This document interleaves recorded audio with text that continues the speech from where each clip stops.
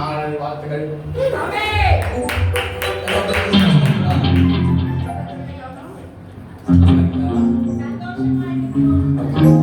முதல் பாடலாக உண்மை நம்பி வந்து நான் வெட்கப்படல உன் தயவில்லை கைவிடல அந்த பாடலை கருத்திற்காக உற்சாகமாக கரங்களை பாடுமா.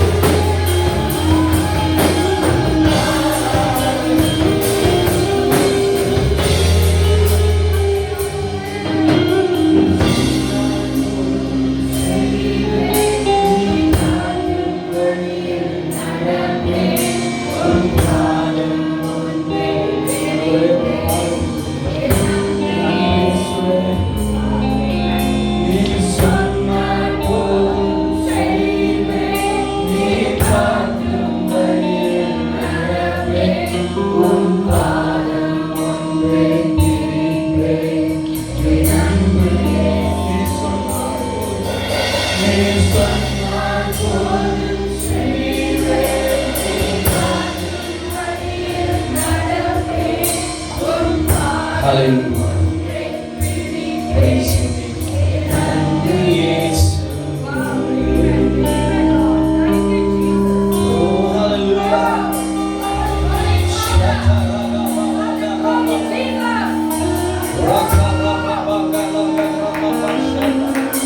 அப்படியே ஒரு நிமிஷம் அர்ப்பணிப்போம், அர்ப்பணிப்போம். அவர் சொல்வதை செய்வதற்காய் அழைத்திருக்கிறார்.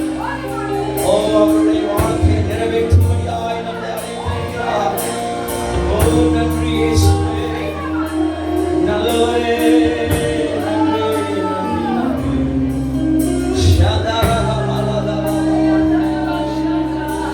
Ebenezer, Ebenezer. நன்றி, நன்றி, நன்றி. இதயத்தில் சுமந்தவரே, நன்றி அப்பா. Oh, hallelujah.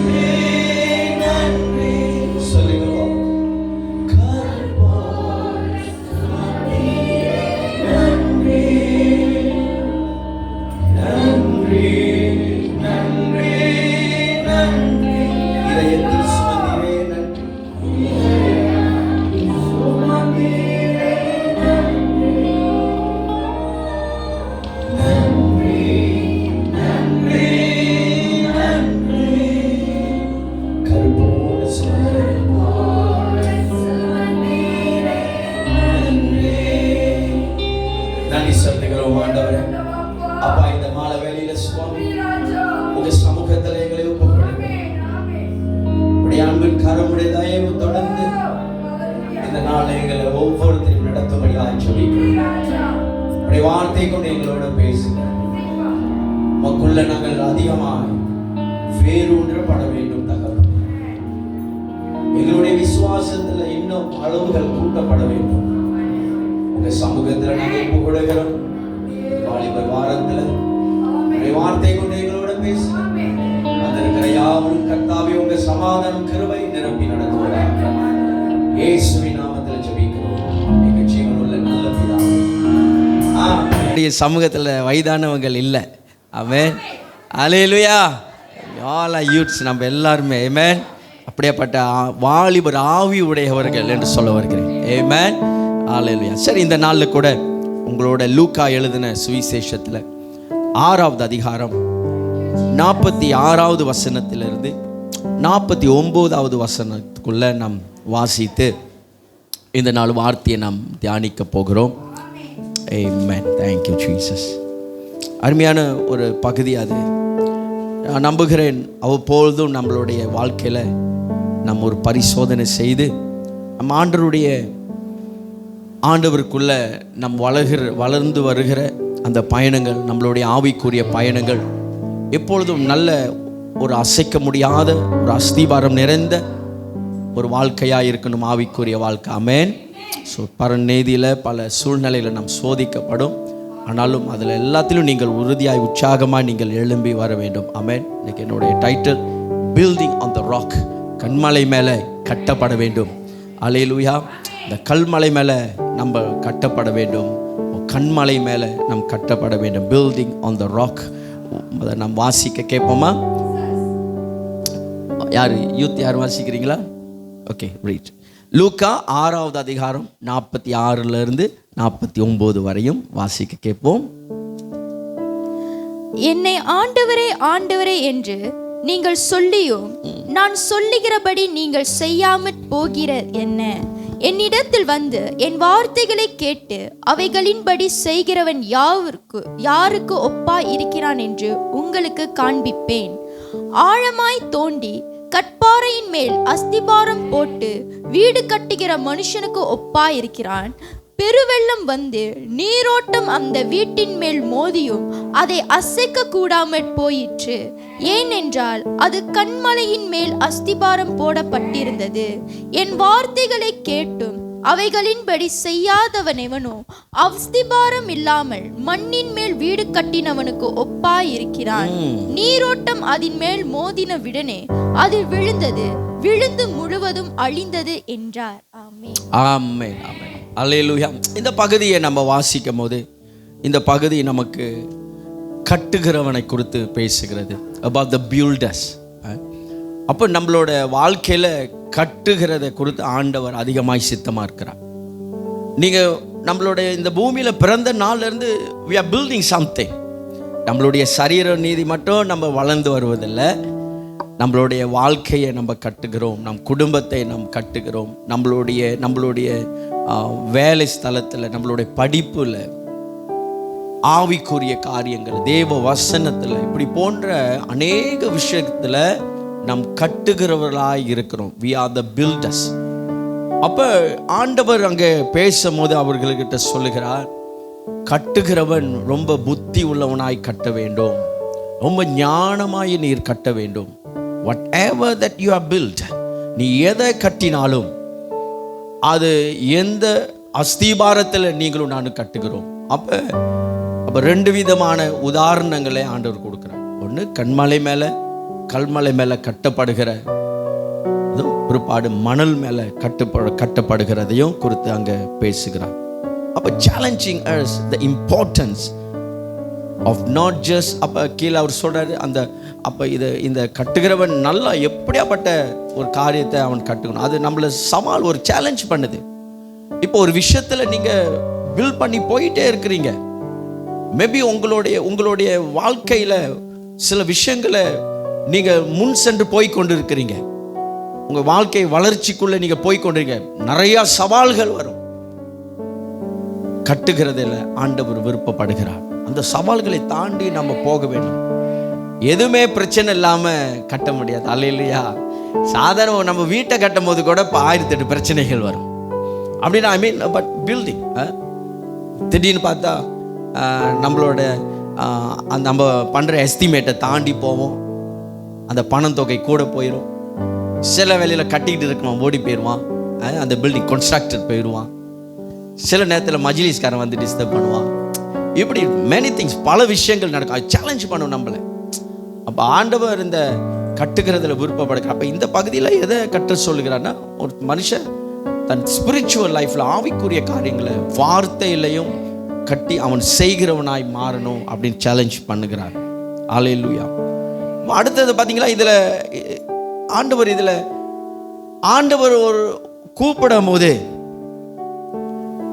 why do you call me, ஆண்டவரை கூப்பிடுகிறான். why do you call me Lord Lord and do not do what I say. தேவனே தேவனே கூப்பிடுறீங்க, ஆனால் நான் சொல்றதை நீங்க செய்யல. நான் எப்படி நீ கட்டணும்னு சொல்லி நான் சொல்லி கொடுக்க பார்க்கிறேன், ஆனால் நீ அதை செய்யலை, அதை நீ கேட்க மாட்ற அப்படின்ற விஷயத்தை இதில் சொல்லுகிறான். without obeying, அப்போ கீழ்ப்படியாமல் ஒரு விஷயத்தை இதில் சொல்லுகிறார்.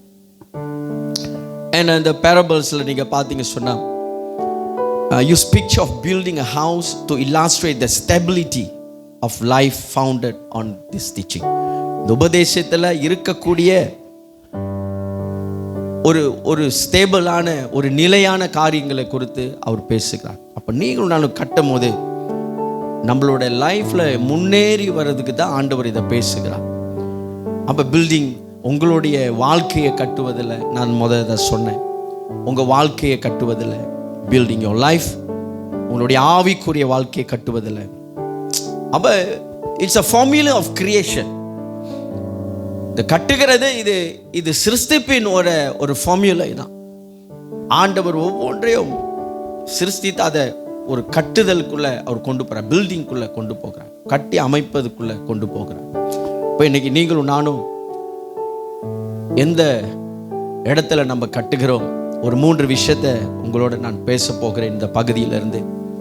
கர்த்தர் அப்போ இன்றைக்கு நம்மளை அந்த அவருடைய ஆர்வம் எல்லாம் இந்த பூமியில் நம்மளை அழைத்தது மட்டும் இல்லை, இருள் அதிகாரத்திலிருந்து அழைத்து நம்மளுடைய ஆச்சரிய ஒளிக்கு கொண்டு வந்தது மட்டுமல்ல, சத்தியத்தை கேட்ட பிள்ளைகள் நீங்களும் நானும் எப்படியாப்பட்ட ஒரு வாழ்க்கையை கட்டி நம்ம முன் செல்ல போகிறோம். அப்போ இந்த பயணம் வெகு தூரம். அல்லேலூயா. நீங்களும் நானும் இந்த பூமியில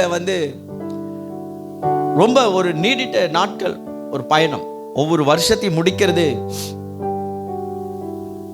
அது ஒரு காலம், சீசன், அது நேரங்கள் எடுக்கிறது. அப்ப ஒவ்வொரு காலத்திலையும் அப்படியே நம்மளை ஆண்டவர் கட்டி அதை கொண்டு போகிறதுக்கு இருக்கிறார். ஆமென். சரி, ஒரு 3 விஷயத்தை குவிக்லி நம்ம இந்த பகுதியிலேருந்து நம்ம பார்க்கலாம். ஒன்றாவது, the call to obedience. ஒரு கீழ்ப்படிதலின் சத்தம் இந்த வசன பகுதியில் வெளிப்படுகிறது. 46வது வசனத்தில் கர்த்தர் சொல்லுகிறார், why do you call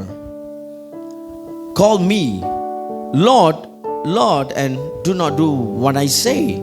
என்னை ஆண்டவரே ஆண்டவரே என்று நீங்கள் சொல்லியோ நான் சொல்லுகிறபடி நீங்கள் செய்யாமற் போகிறது என்ன?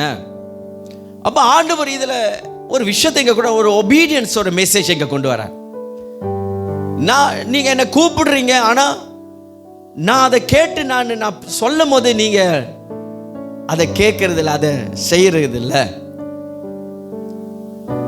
நான் சொல்றத நீங்க செய்யாம போகிறது என்ன? அப்ப the call of obedience to God, தேவனுக்கு கீழ்ப்படுகிற ஒரு சத்தம், ஒரு செய்தியை ஆண்டவர் இங்க கொண்டு வருகிறார். நம்மளோட தனிப்பட்ட வாழ்க்கையில கர்த்தர் எத்தனோ விஷயங்கள் நம்மளோட தேவ வசனத்தின் மூலமாய் பேசுகிறார். அந்த வசனத்தை எந்த அளவு நம்ம கீழ்ப்படிந்து நம்ம முன் செல்கிறோம். அல்லேலூயா. அப்ப நம்மளுடைய வாழ்க்கையை பத்தி ஆண்டவர் பேசுறார். நான் உன்னை முன்குறித்து நான் உன்னை இந்த ஆச்சரிய ஒளிக்கு கொண்டு வந்தது உன் வாழ்க்கையில் ஒரு பிரகாசித்தை கொண்டு வருவதற்காக. ஆனா நீ ஏன் சத்தத்தை நீ கேட்க மாட்டேங்கிற? மறுபடியுமா நீ போய் கீழே விழுந்து விழுந்து விழுந்து விழுந்து கட்ட நீ பார்க்கிற. நீ கட்டுகிற, மறுபடியும் கீழே விழுகிற. நீ கட்டுகிற, மறுபடியும் அது உடைந்து போகிறது. அப்ப தேவனுடைய சத்தம் அது வரும்போது அதுக்கு கீழ்ப்படிதல் மிக அவசியமா இருக்குது. வெளிப்படுத்தலும் ஆண்டவர் இங்க வெளிப்படுத்தி இங்க அவர் நம்மளோட பேசுகிறார். கர்த்தரிடத்துல நம்ம என்னது கிறிஸ்துவ விசுவாசத்தை வெளிப்படுத்தி செயல்பட சொல்லுகிறார். அப்ப அந்த கீழ்ப்படிதலுக்குள்ள உங்களுடைய விசுவாசம் வெளிப்பட்டு நீங்க செயல்படுவது மிக அவசியம். அப்ப இந்த செய்தியை நீங்க கவனிப்பீங்களானா, ஆண்டவர் இன்றைக்கு நம்மளை அவர் அழைத்து அவருடைய வார்த்தைக்கு நம்மளை செவி கொடுத்து இந்த பயணத்தை போக சொல்லுகிறார். அவருடைய சத்தத்துக்கு செவி கொடுத்து நம்மளை முன்னுக்கு போக சொல்றார். ஏன்னா பலிகளை காட்டிலும் கீழ்ப்படிதலே உத்தமம் சொல்கிறார். அப்போ the higher call for the Christians, for God's people is obedience to the voice, obedience to the call that you have received. நீங்கள் பெற்றுக்கொண்ட அந்த அழைப்புக்கு நீங்கள் கீழ்ப்படுகிறதும், பெற்றுக்கொண்ட அழைப்புக்கு நீங்கள் செவி கொடுக்கிறதுமா இருக்கிறது. நீங்கள் அநேக வேளையில் நம்மளோட வாழ்க்கையில் ஒரு பிரச்சனைனா நம்ம ஆண்டவரை தேடி வருவோம். ஒரு சூழ்நிலை வந்தால் கர்த்தரை நம்ம தேடி வருகிறோம். ஆனா ஆண்டவர் நம்மளை அழகா கைட் பண்ண, நீ கட்டுகிறது கண்மாலை மேல கட்டுவதனால அது உடையாது, அது தொடர்ந்து அது கட்டிக்கொண்டே போக வேண்டும்னு விருப்பப்படுகிறார். அப்ப அந்த கட்டுகிறதுக்கு ஆண்டவர்கிட்ட சொல்ற ஒரு மெசேஜ் கொடுக்கிறார், நீ கீழ்ப்படிந்து போகணும். அப்ப அவங்ககிட்ட சொல்றாரு ஆண்டவர், நீங்க என்ன தேவனே தேவனே என்று கூப்பிடுறீங்க அப்படின்னா அந்த சத்தம் என்னது? ஒரு விண்ணப்பத்தின் சத்தமாய் மாறுகிறது. You are calling Lord, Lord. ஒரு குரல், அந்த குரல் அந்த வார்த்தையுடைய மீனிங் அர்த்தம் ஒரு உதவி நாடுகிற, ஆண்டவரை எதிர்பார்க்கிற, ஆண்டவர் ஏதோ ஒன்று உங்களுக்கு செய்யணும் அப்படின்னு எதிர்பார்க்கிறது. அல்லேலூயா. ஆனாலும் கர்த்தருக்கு வார்த்தை சொல்ற, நான் சொல்றதை நீங்க செய்ய மாட்டீங்களே, அப்புறம் எப்படி நடக்கும்? கர்த்தர் நம்மளுக்கு காரியங்களை வாய்க்க பண்ணி அதை கொண்டு வராரு. நீ இப்படி செய்தா இப்படிலாம் நடக்கும், இப்படிதான் நீ லைஃபை கட்டணும். நீ ஏன்னா உன்னுடைய ஆவிக்குரிய வாழ்க்கையை நீ சரியா கட்டிட்டியா, எல்லாமே சரியா வந்துடும். Your spiritual life அது நல்ல ஒரு அடையாளமாய், நல்ல ஒரு நிலத்தில் விதைக்கப்பட்ட ஒரு ஆரோக்கியமான வாழ்க்கையாய் மாறிவிடும், ஒரு ஸ்ட்ராங்கான லைஃபா மாறிடும். கர்த்தர் நம்மளை அவருடைய சத்தத்துக்கு கீழ்ப்பட சொல்கிறார். obedience as evidence. இந்த கீழ்ப்படிதலே அது ஒரு அர்த்தம், ஒரு அடையாளமாய் மாறுகிறது, ஒரு உண்மையாய் மாறுகிறது. அப்ப the principle of obedience is important in God's presence. தேவ சமூகத்தில் இந்த கீழ்ப்படிந்து நடந்து போகிறது ரொம்ப முக்கியமா இருக்கிறது. genuine faith manifest in action. உண்மையான ஒரு விசுவாசம் அது செயலில் நம்மளை நடத்தி செல்லும். அது அந்த விசுவாசம் நம்மளை செயலுக்குள்ள வெளிப்படுத்தி நம்மளை கொண்டு வரும். அப்ப என்ன சொல்றாரு? உண்மையான விசுவாசம் எதில் வெளிப்பட போகுதுன்னா, in your obedience, உங்களுடைய கீழ்ப்படிதல்ல. கர்த்தருடைய செய்தியை கேட்கிறோம், கர்த்தருடைய வார்த்தையை வாசிக்கிறோம். எத்தனோ செய்திகளை நம்ம யூடியூப் மூலமாய் கேட்கிறோம், எத்தனோ பிரசங்கங்களை கேட்கிறோம். கர்த்தர் எப்படிலாம் நம்ம வாழ்க்கை இருக்கணும்னு சொல்லி விரும்புகிறார்.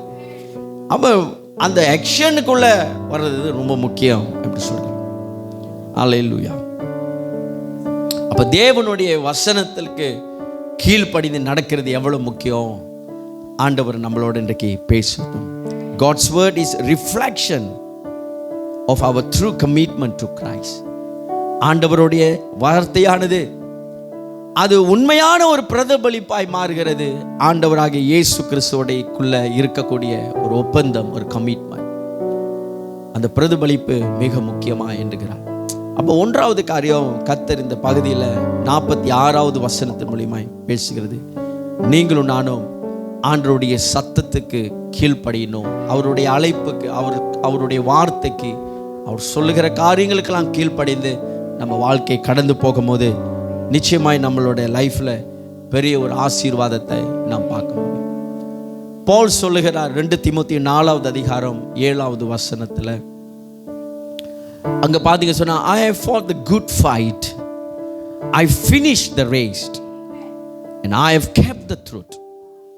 பவுல் சொல்கிறார், நான் நல்ல போராட்டத்தை நான் போராடினேன், என்னுடைய ஓட்டத்தை நான் முடித்தேன், என்னுடைய விசுவாசத்தை நான் காத்துக்கொண்டேன்.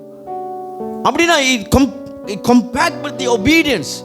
தேவனுடைய சத்தத்தை என்னைக்கு அப்போஸ்தலர் பவுல் கேட்டாரோ, அப்போஸ்தலர் 9வது 8வது அதிகாரத்துக்கு மேல நீங்கள் பார்த்தீங்க சொன்னா அங்க ஒரு பெரிய ஒரு சந்திப்பு உண்டாகிறது.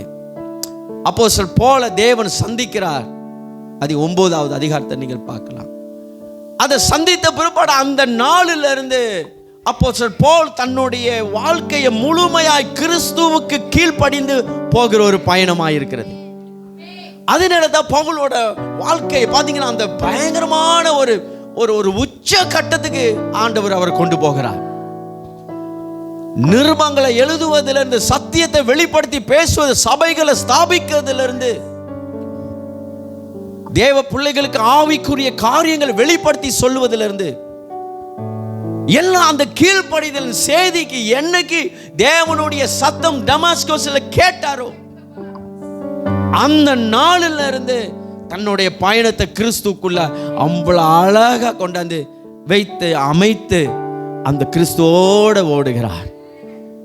எப்படியாக ஆண்டவராக இயேசு 33 வருஷம் இந்த பூமியில அவர் ஓடி தன்னுடைய லைஃபை முடித்து 3ஆம் நாள் உயிர் தெழுந்து பிதாவோட சென்றாரோ, அப்படிப்பட்ட ஒரு மகிமையான ஒரு வாழ்க்கை அப்போஸ்தலர் பவுல் இந்த பூமியில வாழ்ந்து சொல்ற, நான் நல்ல போராட்டத்தை போராடினேன்.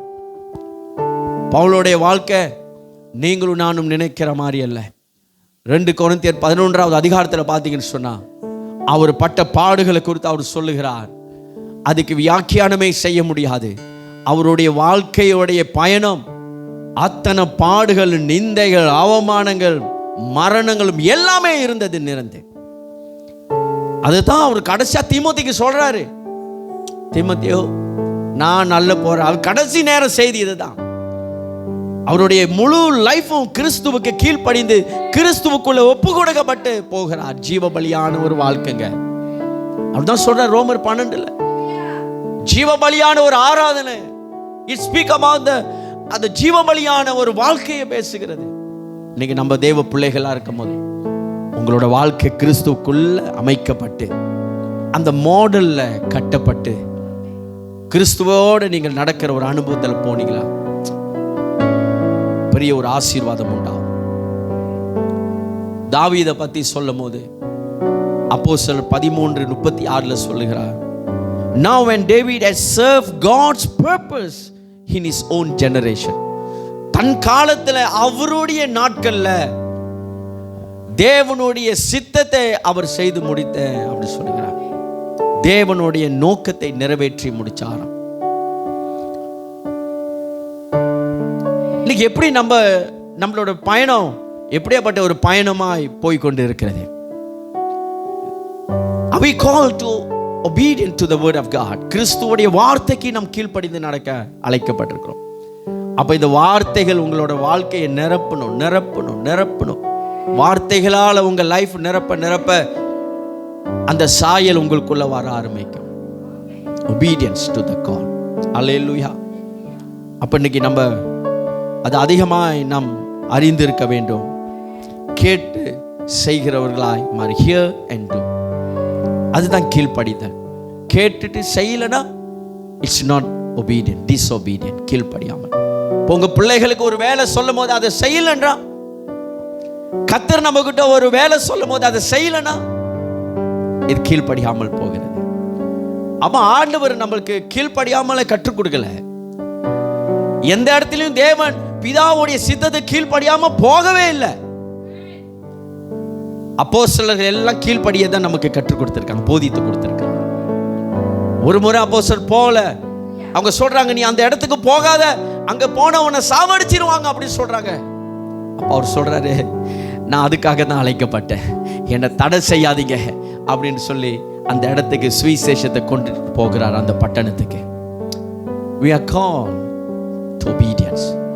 இன்னைக்கு நாம் கேட்டு கீழ்ப்படுகிற பிள்ளைகளா இருக்க வேண்டும். ஆமென். ரொம்ப முக்கியமான இரண்டாவது காரியம், பில்டிங் ஆன் த ராக். கன்மலை மேல கட்டப்பட வேண்டும்.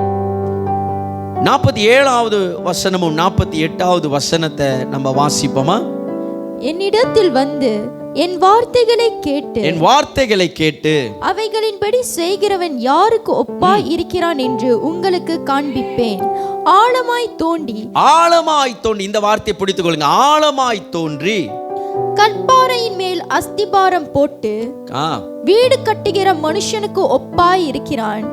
பெருவெள்ளம் வந்து நீரோட்டம் அந்த வீட்டின் மேல் மோதியும். இரண்டாவது விஷயம், பெருவெள்ளம் வந்து ஓகே, அடுத்தது அதை அசைக்க கூடாமல் போயிற்று. மூன்றாவது, அசைக்க கூடாமல் போயிட்டது. ஏனென்றால் அது கன்மலையின் மேல் அஸ்திபாரம் போடப்பட்டிருந்தது. அல்லேலூயா. நமக்கு எல்லாம் தெரியும், கர்த்தர் பிள்ளைங்க, கர்த்தருக்குள்ள வளர்ந்தவங்க, இந்த ராக் என்று சொல்ற கல்மலை அப்படின்னு சொன்னாலே அது இயேசு கிறிஸ்துவை தான் ஒப்பிடப்படுகிறது. அந்த கல்மலைனா அது இயேசுவை தான் சொல்லுகிறது. அப்ப இந்த இரண்டாவது காரியம், உங்களோட வாழ்க்கை, என்னோட வாழ்க்கை நம்ம ஆண்டவர் மேல கட்டப்பட வேண்டும்.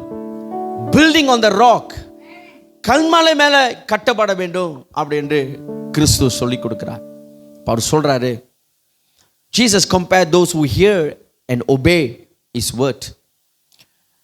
ஆண்டவருடைய வார்த்தையை கேட்டு என்னது கீழ்ப்படுகிறவங்களுக்கு அவர் சொல்றாரு, அவங்க கல்மலை மேல கட்டப்பட்ட வீடு என்றார்.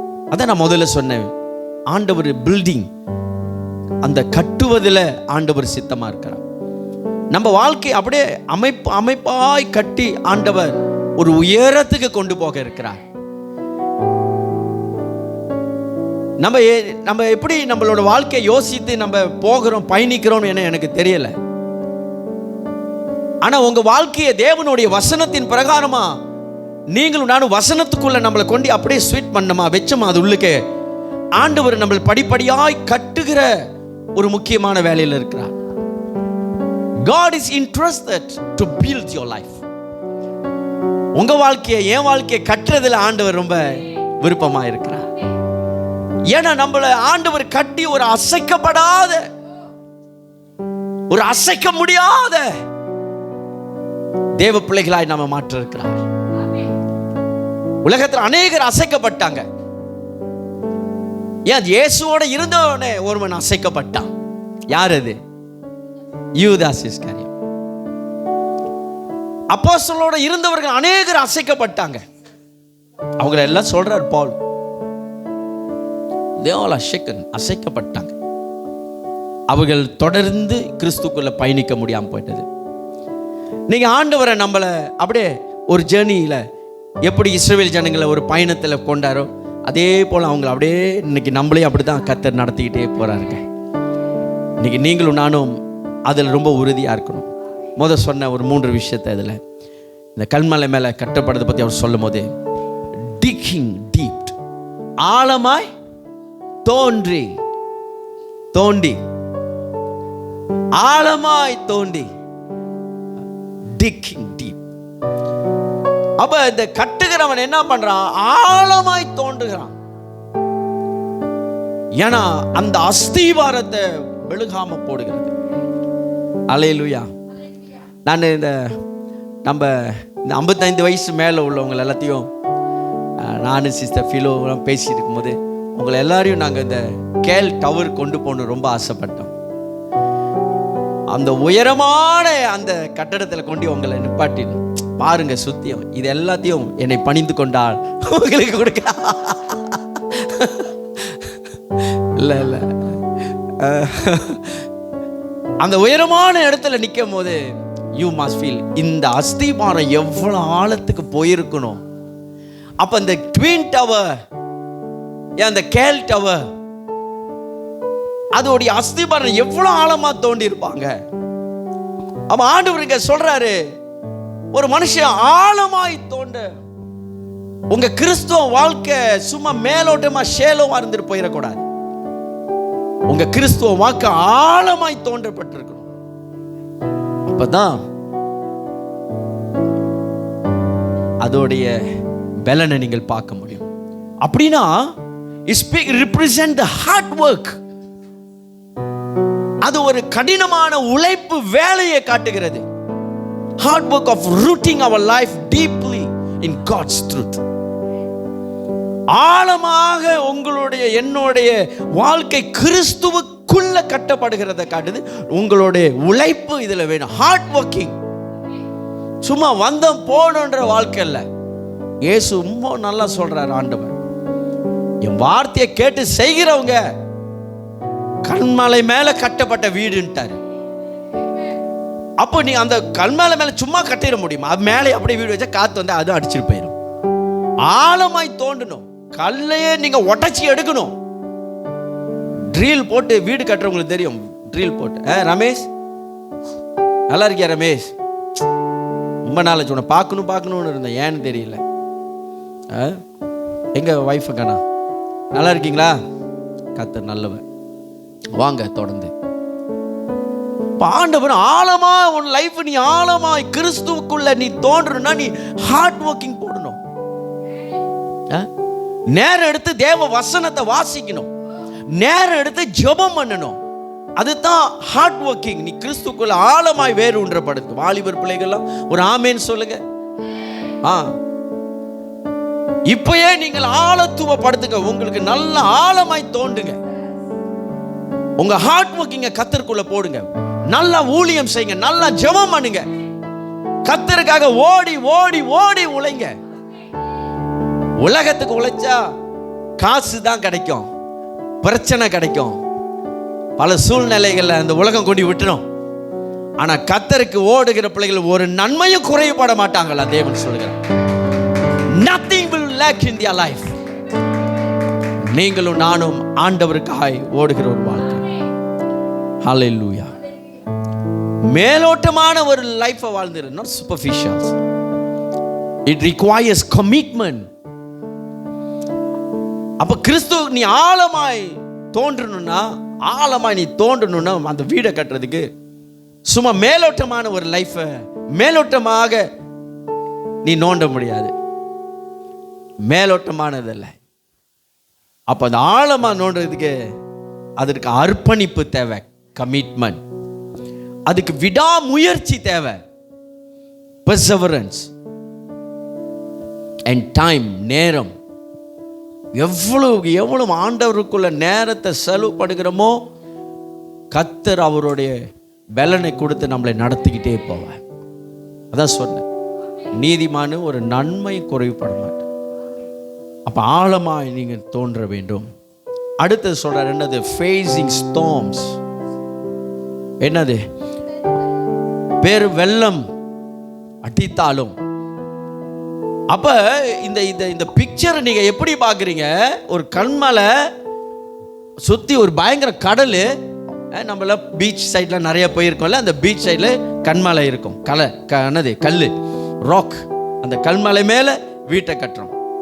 அந்த ஒரு பிக்சரை நீங்கள் பார்க்கணும். அப்ப சொல்றாரு, பயங்கரமான வெள்ளமா ஃபேசிங் ஸ்டார்ம்ஸ், பெரு வெள்ளமோ இல்லைன்னா காத்தோ,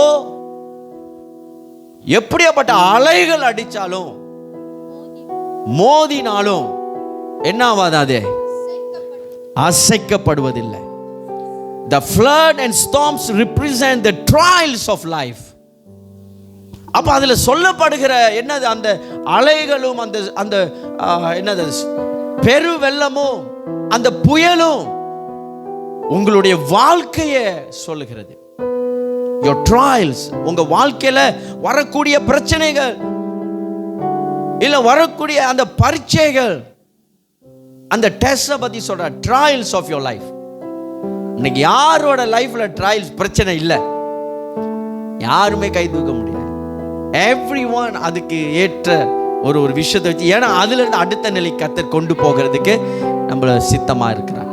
அப்ப இன்னைக்கு நீங்களும் நானும் நீ கற்றுக்கொள்கிறோம், ஆண்டவருக்குள்ள கல்மலை மேல கட்டப்பட வேண்டும். அப்ப இதுக்கு என்ன ஒப்பீட சொல்றார்? வார்த்தையை கேட்டு நடக்கிற பிள்ளைகளை சொல்றார். ஆண்டவருடைய வசனத்தை கேட்டு அது பிரகாரம் நீங்களும் நானும் நடக்கணும். It's very important for us. அடுத்த மூன்றாவது சொல்றார், அன்ஷேக்கனபிள் ஃபவுண்டேஷன், அசைக்கப்படாதது அப்படி சொல்ற. The foundation is the key. அப்ப அந்த அஸ்திபாரமே திறவுகோலா இருக்கிறது. ஒவ்வொரு லைஃப்பும் நீங்க நானும் நம்ம லைஃபுக்கு ஒரு அஸ்திபாரம் தேவை. இந்த கட்டடத்துக்கு ஒரு அஸ்திபாரம் இருக்குது, அதனால தான் 1 2 3 கட்டடம் இருக்கு, 3 மாடி வந்திருக்கு. இந்த அஸ்திபாரம் இல்லைன்னா இந்த கட்டடம் எப்பயும் கீழே விழுந்திருக்கு, இடிச்சு. அப்போ உங்களுக்கு எனக்கும் ஒரு அஸ்திபாரம், பார்க்க முடியாத ஒரு அஸ்திபாரம் ஒன்று ஆண்டவர் உங்களை போட சொல்றாரு. அஸ்திபாரம் நம்ம போடணும்னா நம்ம அது கான்கிரீட்டை போட்டு அந்த அஸ்திபாரம் வெளிரங்கமாய் நம்ம புரிந்துக்கிறதுக்கு, நீங்களும் நானும் ஆவிக்குரிய அஸ்திபாரத்தை கர்த்தருக்குள்ள போட நம்ம கற்றுக்கொள்ளணும். அந்த அஸ்திபாரம் அவருடைய வசனத்துக்குள்ளேயும் அவருக்குள்ள வாழ்ற வாழ்க்கைக்குள்ளேயும் தான் அடங்கி இருக்கிறது. எவ்வளவா நீ ஆண்டவருக்குள்ள கட்டப்படுகிறியோ அந்த அளவுக்கு நீ அஸ்திபாரங்கள் போடணும். பாருங்க, எந்த அளவுக்கு நம்ம லைஃப் கட்டி கட்டி நம்ம மேல போறோமோ அந்த அளவுக்கு பார்க்க முடியாத ஒரு ஃபவுண்டேஷன், அஸ்திபாரத்தை நீங்கள் பூமிக்குள்ள எப்படி ஒரு பில்டிங்க்கு தேவையோ அதே மாதிரி ஆவிக்குரிய நீங்க அஸ்திபாரம் போடணும்.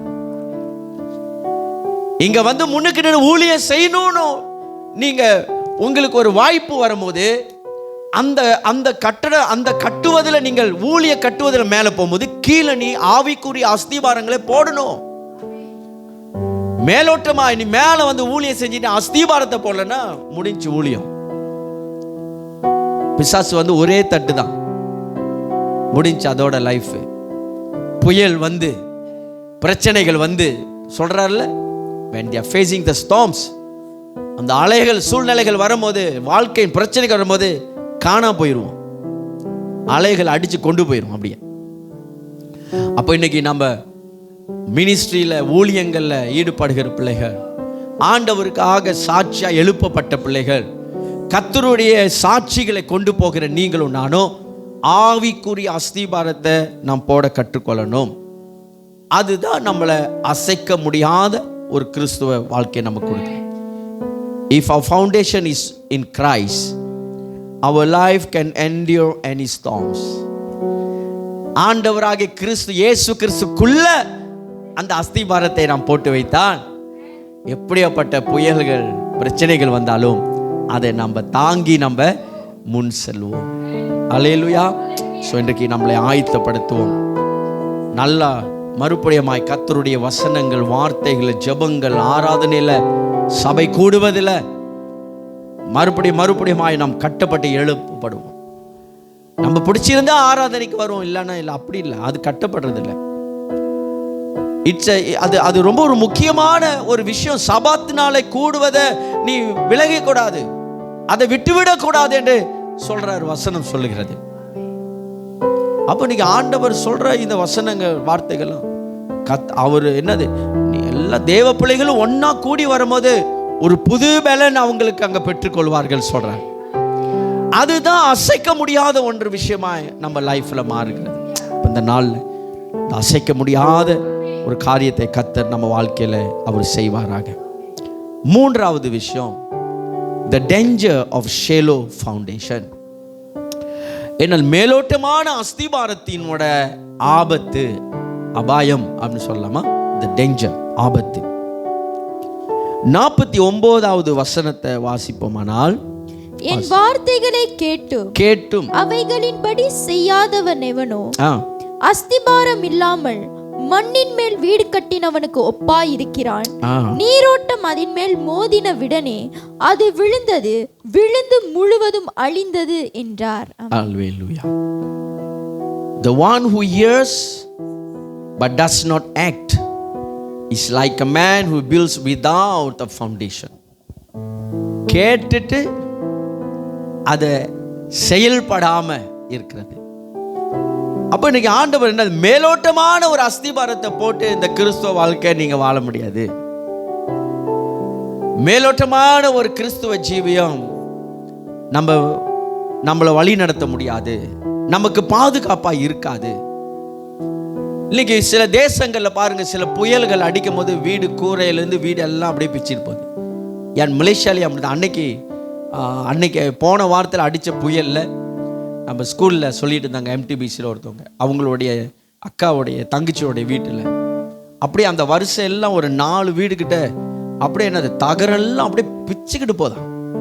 அப்படியே சடசடசான்னு அப்படியே பார்த்துருப்பீங்க நீங்களாம். இந்த புயல் வரும்போது, இந்த காற்றை வீசும் போது எப்படி தகரங்கள்லாம் பிச்சு. ஏன் நம்ம வீட்டில் கூட போயிருக்கலாம், அடித்த மழையில் நம்ம வீட்டையும் ஒளிக்கிட்டு இருக்குது. கூரை வீக்காய் விட்டது. ஏன்னா அஸ்திபாரம் சரியில்லை, அடித்த ஆணியோட வேகம் சரியில்லையாட்டிருக்கு. ஒரு வீட்டுக்கே அந்த நிலைமைனா நம்ம வாழ்க்கைக்கு என்ன நிலைமைங்க? நான் நிற்கிறேன் என்று நினைக்கிறவங்க ஜாக்கிரதையா இருக்கணும். நான் உறுதியா இருக்கிறேன் என்று சொல்றவங்க ஜாக்கிரதையா இருக்கணும். இன்னும் ஆழமா நீ அவரோட என்னது நெருங்க உன்னுடைய அஸ்திபாரம் ஸ்ட்ராங்கா ஆயிட்டே இருக்கும். இயேசுவோட நிக்கிற மனுஷன் அவனுடைய ஃபவுண்டேஷன் ஸ்ட்ராங்கா தான் ஆகும். அவனை எதுவுமே செய்ய முடியாது. அவங்க சொல்றாரு என்னது, மேலோட்டமான ஒரு ஜீவியம், மேலோட்டமான ஒரு லைஃப், கம்ஃபர்டான ஒரு இதில் இருந்துட்டு அப்படியே போயிட்டு வந்துடலாம். அது எப்போ புயல் வரணும்னு தெரியாது. ஆபத்தான ஒரு நிலை. அல்லேலூயா. சொல்றாரு அங்க 49வது வசனத்தில் நம்ம வாசிக்க கேட்டோம், மேலான ஒரு ஆழத்துவம் இல்லாத அஸ்திபாரம். அப்போ இதுல என்னது, the appearance of stability, அதோடைய உறுதி, அதோடைய பலனுடைய வெளிப்படுதல். அது எந்த நேரத்தில் வேணுமாலும் விழுந்தலாம். அது வெளி தோற்றத்தில் பார்க்கறதுக்கு அழகா இருக்கும். அதோடைய appearance என்னது, அதோட வெளி தோற்றம் பார்க்கும்போது ரொம்ப ஸ்டேபிளா இருக்கும். அல்லேலூயா. இப்போ ஒரு எக்ஸாம்பிள், இப்போ பிஷனுக்கு கால் அடிபடுக்கு, அவர் வெளி தோட்டத்தில் பார்த்தா என்னது, பாடி பில்டர் மாதிரி அப்படியே பெருசா இருக்கலாம். ஒரு தள்ளுனா முடிஞ்சு. ஏன்? அவரோட காலு வீக்கா இருக்குது, அடிபட்டு இருக்குது. அப்ப வெளி தோட்டத்தில் பார்க்கறதுக்கு அப்படியே ரொம்ப பயங்கரமா இருக்கும். ஆனா உள்ளுக்கு வீக்கு. பேஸ்மெண்ட் என்னமோ சொல்லுவாங்க, அது தெரியல எனக்கு. என்ன பில்டிங் ஸ்ட்ராங்கு, பேஸ்மெண்ட் வீக்கு. எனக்கு நம்மளுடைய அஸ்திபாரம் எப்படி இருக்குதுங்க? சும்மா அப்படியே மேலால அப்படியே ஒரு அழகான ஒரு வீடை கட்டினது மாதிரி இருக்குது. அழகான தோற்றத்தை காட்டிட்டு இருக்கிறோமா? அழகா மேக்கப்லாம் பண்ணிட்டு அப்படியே ரொம்ப பார்க்கும் போதே ரொம்ப ஓவர் அப்படியே ஸ்பிரிச்சுவல் மாதிரி இருக்கிறோமா? ஆவிக்குரியதில் அப்படியே ஓ ஹல்லேலூயா ஆமென். ஆனா பேஸ்மெண்ட் ரொம்ப வீக்கா இருக்குதா? நம்மளுடைய அறையின் ஜெபம், நம்ம யாரும் பார்க்காத நம்மளுடைய அறைக்கு கதவை சாத்தி உள்ளுக்கு ஜெபிக்கிற அந்த ஃபவுண்டேஷனை பேசிக்கிட்டு இருக்கிறேன் நான். அந்த அஸ்திபாரத்தை பேசுற, தனிப்பட்ட ரிலேஷனை பத்தி பேசுற, கடவுளோட இயேசுவோட அன்றாடம் நம்ம பேசி கொண்டு இருக்கிறோமா? இஸ்ரவேல் ஜனங்களோட ஸ்ட்ரென்த் என்னன்னா, அவர்கள் வெளியில போகும்போது அன்றாடம் அவர்கள் அப்பத்தை சாப்பிட்டாங்க. மன்னா, வானத்திலிருந்து கொடுக்கப்பட்ட மன்னா, அதுவே கிறிஸ்துவுக்கு அடையாளமா இருக்கிறது. அந்த மன்னா அவங்களுக்கு என்னது? அவங்களுடைய தேவைகள் எல்லாம் சந்தித்ததா அந்த மன்னா. நல்ல பெஸ்ட் ஆரோக்கியமா இருந்தாங்க. இன்றைக்கு நமக்கு ஆண்டவருடைய வசனம் தான் அந்த மன்னாவா இருக்கிறது. ஜீவ அப்பமான கிறிஸ்து தான் அந்த மன்னாவா இருக்கிறார். அந்த அன்றாடம் நீங்க அந்த மன்னாவை நீங்க சாப்பிடணும், வசனத்தை வாசிக்கணும் அன்றாடம். அது ஆட்டோமேட்டிக்கா உங்களுடைய அஸ்திபாரத்தை உறுதியாக்கி கொண்டு உங்க வாழ்க்கை சிறப்பா இருக்கும், வாழ்க்கை செழிப்பா இருக்கும். அசைக்க முடியாத ஒரு நபரா இருப்பீங்க. உங்களோட ஸ்டெபிலிட்டி ரொம்ப உறுதியா இருக்கும், நல்லா உறுதியா இருப்பீங்க. அது ரொம்ப முக்கியம். நீங்க ரொம்ப ஸ்டேபிளா இருந்தா தான் சரியா அந்த பயணிக்க போக முடியும். காடி ஓட்டும் போது அப்படியே இதை தண்ணி அடிச்சுட்டு காடி ஓட்டல நிறைய ஆக்சிடென்ட் ஆகுது, நீங்க பார்த்துருப்பீங்க. அப்படியே தண்ணி அடிச்சுட்டு என்னது, அவனே ஸ்டேபிளா இல்லை, லெஃப்ட் ரைட்டு ஸ்டேபிள் இல்லாம. குடிகாரன் தண்ணி ஓடினா எப்படி இருக்கும், அதான் சொல்ல வரேன். லெஃப்ட் போடுறவன் ரைட்டில் போடுவான், அவனுக்கு எல்லாம் ரெண்டு ரெண்டாக தெரியும், ஸ்டேபிளாகவே இருக்க மாட்டான். பார்வையும் ஸ்டேபிளாக இருக்காது, அவனும் ஸ்டேபிள் நிற்க மாட்டான், நிற்க முடியாது.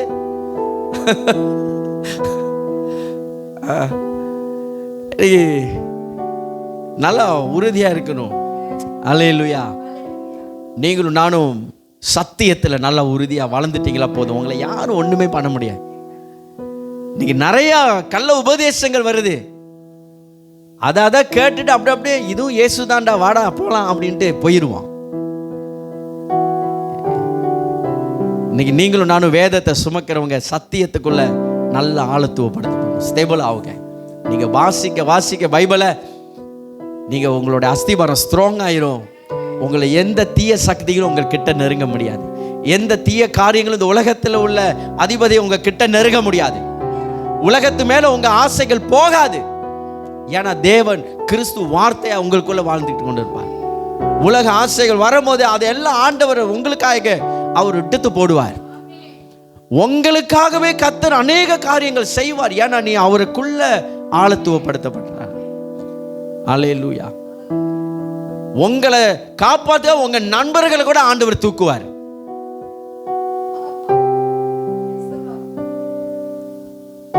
நீங்க யோசிப்பீங்க, ஐயோ நல்லா தானே இருந்தோம், இப்படி ஆயிடுச்சே.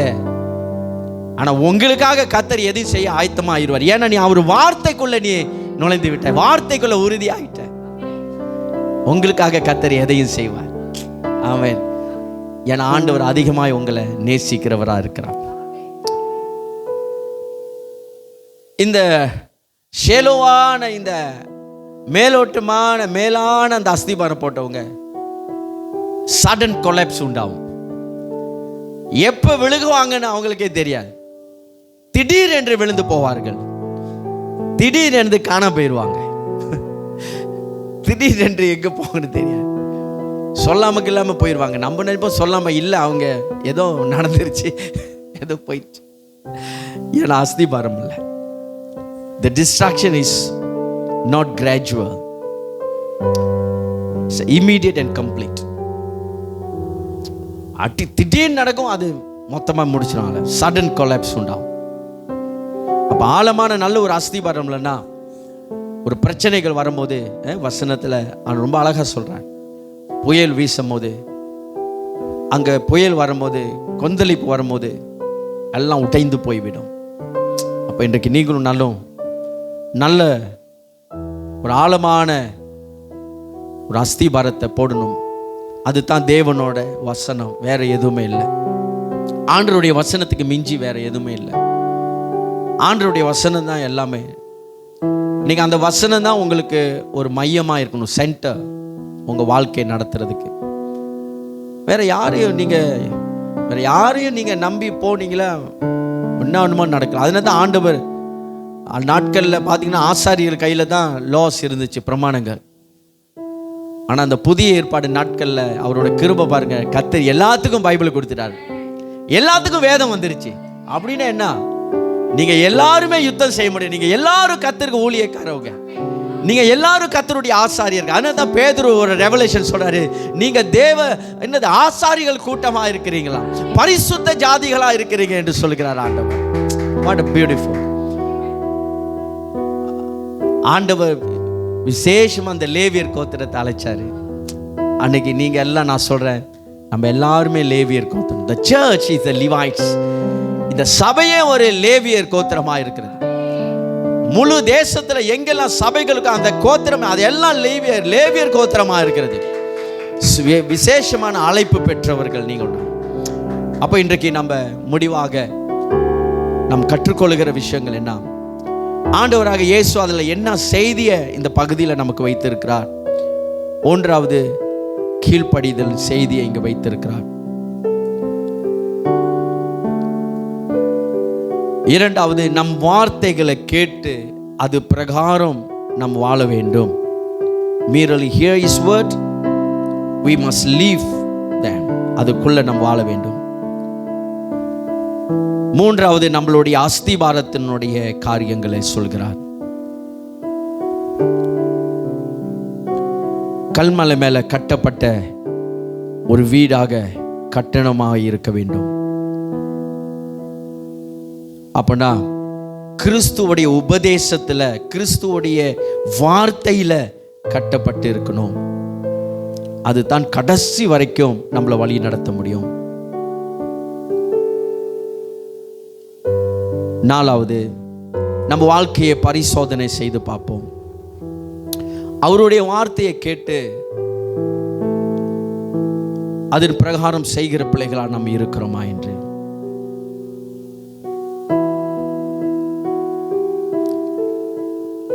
ஐந்தாவது, நம்மளுடைய இந்த கிறிஸ்துவ பயணத்தை சாலிட் ராக், நல்ல ஒரு கல்மலையான வீட்டில் கீழ்ப்படிதல், கிறிஸ்துவுக்குள் கீழ்ப்படிதலுக்குள்ள நாம் கட்டுவோம். built on the solid rock of obedience to Christ. அப்பொழுது நாம் அசைக்கப்பட மாட்டோம். அப்படியே எழுந்திருந்த ஆண்டவருடைய சமூகத்தில் நாம் ஒப்பு கொடுக்கிறோம். solid rock of obedience to Christ. நல்ல உறுதியான கல்மலை, கிறிஸ்துவின்குள் கீழ்ப்படிதல், அதிலே நம் வாழ்க்கையை கட்டுப்படுவோம். இந்த நாளில் நான் வாலிபர் பிள்ளைகளுக்காக பாஸ்டர் ஜெபிக்கிறதுக்கு இருக்கிறேன். குறிப்பாக இந்த வாலிபர் வாரத்தில் ஒவ்வொரு வாலிபர் பிள்ளைகள் மேலே விசேஷமான தேவக்கரம் கடந்து வரட்டும். நன்றி செலுத்துகிறோம் தகப்பனே. அப்படியே ஒப்பு கொடுப்போமாக ஸ்தோத்தரிக்கிறோம். ஹல்லேலூயா.